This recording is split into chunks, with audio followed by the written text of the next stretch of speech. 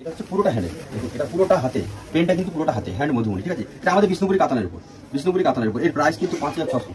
আসলে পর্যন্ত দেখুন, এটা হচ্ছে আসলে, ঠিক আছে। এটা হচ্ছে হ্যান্ড। আপনার দেখুন পেট্রোল গ্রিন বা বোটল গ্রিন আপনার কালারে আছে আসলে, ব্লাউজ তো সেম হবে। এটার প্রাইসও কিন্তু আপনার ওই 5200 মধ্যে, পুরোটা ওই করা আছে।